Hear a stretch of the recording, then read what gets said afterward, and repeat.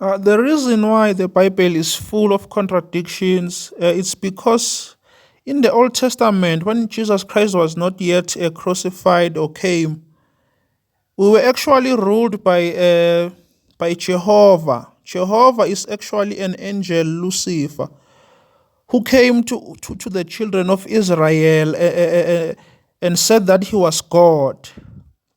The children of Israel would prophesy things from God, but they would also serve Jehovah. Jehovah was actually their God. So in the Old Testament, you find that the Bible is full of contradictions because actually there are two gods that are speaking to the children of Israel. That is why Paul in 2 Timothy 2 verse 15 says, "Study to show yourself approved unto God, a workman that needs not to be ashamed, rightly dividing the word of truth." So Paul commands us that we should study to show ourselves approved to God. In order for us not to be ashamed, we have to rightly divide the word of truth. Then what is to rightly divide the word of truth? It just means that if you have bought a pack of beans, the beans, when they were manufactured, they had stones inside. So you have to first put the beans aside and the stones aside so that you may cook the beans alone. But if you cook the beans with the stones, you will actually, while you're enjoying the beans, you will crush your teeth with the stones, meaning that while you are enjoying something good, something bad will also happen. That is what is happening when you read the Bible in the Old Testament. It is full of contradiction. Two gods are speaking. Jehovah is speaking, and God the Father is also prophesying. So I want to show you that. So here is David in Psalm 51 verse 16 and 17. David says, "For you desire not sacrifice, else would I give it. You delight not in burnt offering. The sacrifices of God are a broken spirit, a broken heart, and a broken and a contrite heart, O God, you will not despise." David says that God does not desire sacrifice, or else he would give God the sacrifices. David says that God does not delight in burnt offerings. He rejects that. God does not want burnt offering. But yet, David also, the same David in Psalm 66 says, "I will go into your house with burnt offerings. I will pay you my vows." Do you see that? This is a contradiction. David said that in the first verse, God does not want any burnt offering. But David is now saying, "I will go into your house with burnt offerings. I will pay you my vows." So we have to rightly divide that. We do not take this Psalm 66 verse 13 because it's not a word from God. God does not want burnt offerings. Also, we read in 2 Samuel that it says, "And David built there an altar unto the Lord and offered burnt offerings and peace offerings. So the Lord was entreated for the land, and the plague was stayed from Israel." Do you see that? David has sacrificed to the Lord Jehovah, and Jehovah spared them from the plague that was taking place. So David built an altar and sacrificed to Jehovah, meaning that Jehovah does want sacrifice. As I told you, that Satan used to come in the Old Testament and calls himself Jehovah and wanted burnt offerings and all these things. So that is why David also says in Psalm 20 verse 3, "Remember all your offerings and accept your burnt offerings, Selah." Do you see that? David speaks to his God and says, "Remember all your offerings and accept your burnt sacrifice, Selah." David is now contradicting himself also again. He is now praying to a God who wants burnt offerings, but yet he used to say that God does not want burnt offerings. The same David also in Psalm 40 verse 6 says, "Sacrifice and offering you did not desire." Do you see that? David is again contradicting himself.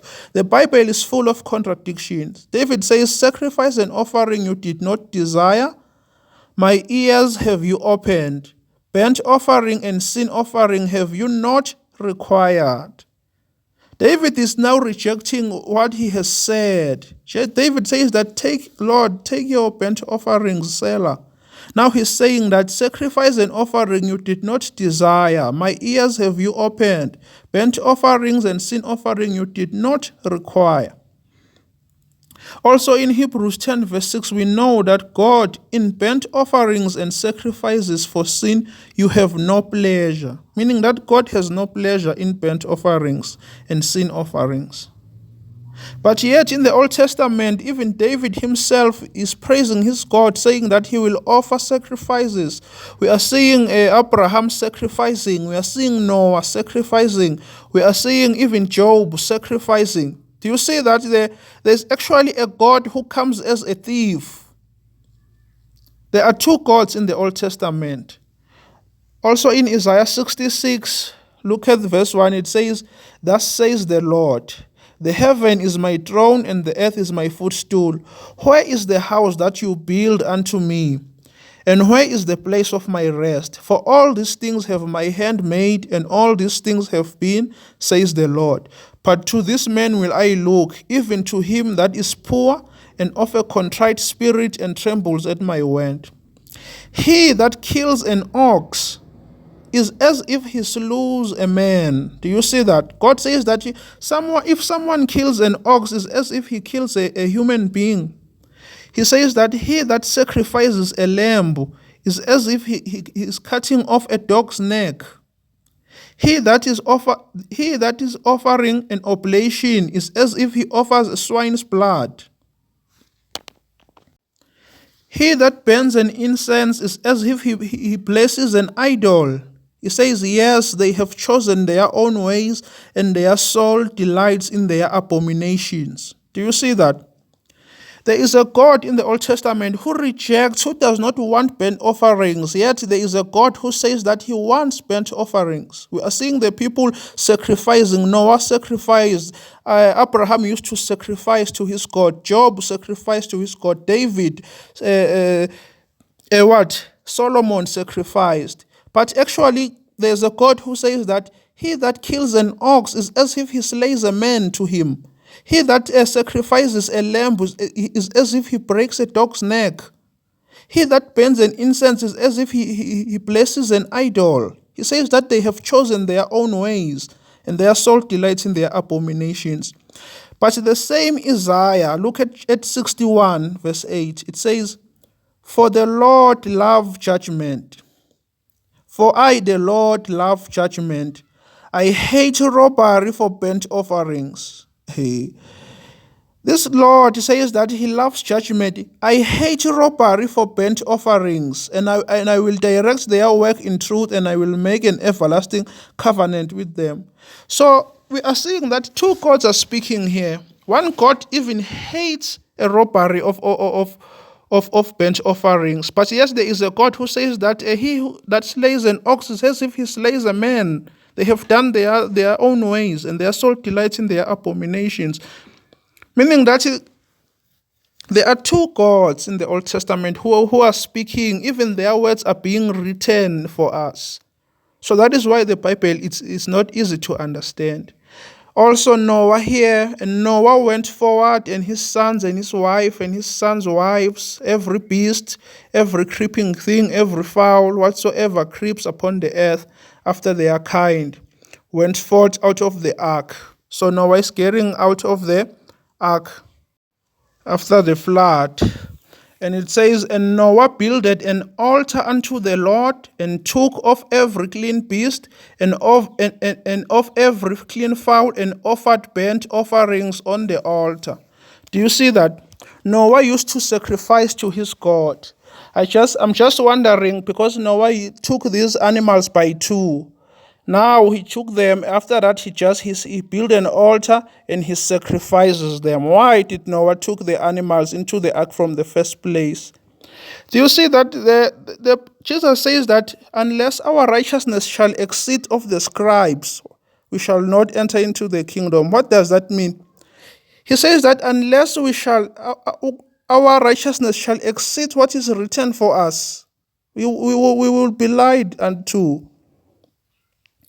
Even the God of Job wanted burnt offerings. The God that destroyed Job without reason says that, therefore take unto you now 7 bullocks and 7 rams, and go to my servant Job, and offer up for yourself a burnt offering, and my servant Job shall pray for you. Do you see that? The God who destroyed Job was actually the devil who used to come to the children of Israel and want burnt offerings, who used to mingle his message with the message of God. So the Bible, we see that it is full of lies. Just look here, Jeremiah 7 says that, verse 22, for I spake not unto your fathers, nor commanded them in the day that I brought them out of the land of Egypt concerning burnt offerings or sacrifices. Do you see that? The Lord God says that I spake not unto your fathers, nor commanded them in the day that I brought them out of the land of Egypt concerning burnt offerings or sacrifices.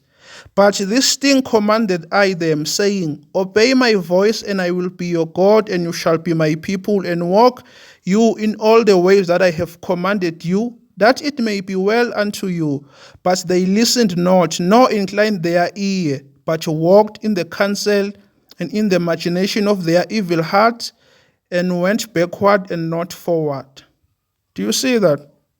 God rejects ever commanding people from Israel to sacrifice unto him, but there is a God who wants sacrifices. Look here in number 7, for an example. 87 says that all the oxen for the burnt offering were 12 bullocks, the rams 12, the lambs of the first year 12, with the meat offering, and the kids of the goats for sin offering 12. And all the oxen for the sacrifices, for the sacrifice of the peace offering were 20 and 40 bullocks, the rams 60, he goats 60. So there's a God who wants burnt offerings in the Old Testament, meaning there's someone who comes to the sheepfold. Jesus Christ told us that the thief comes to the sheepfold and climbs some other way around. He is a thief and a robber. All these are contradictions which a person reading the Bible will see.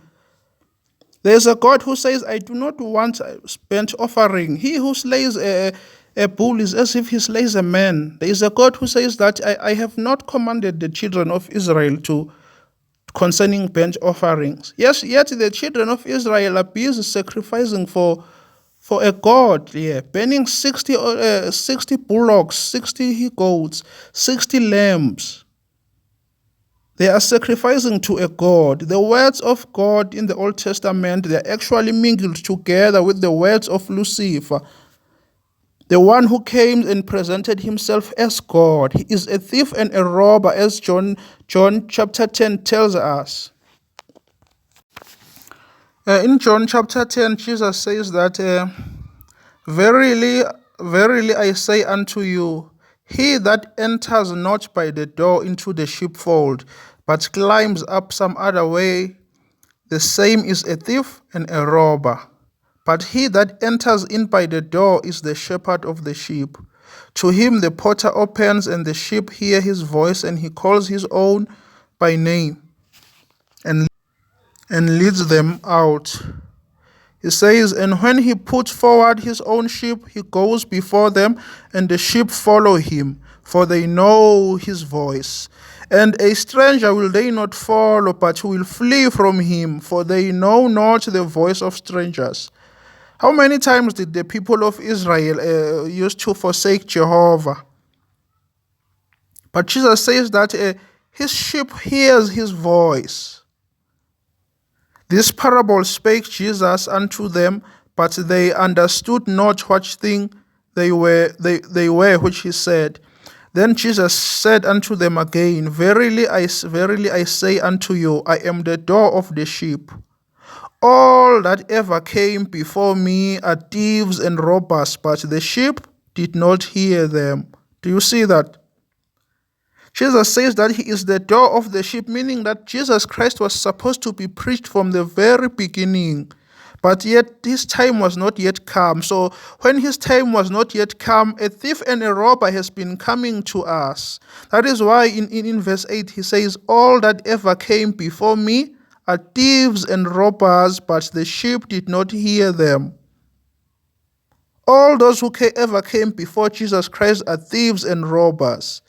Even to this day, the sheep are still not able to see that, to notice what Jesus Christ has said.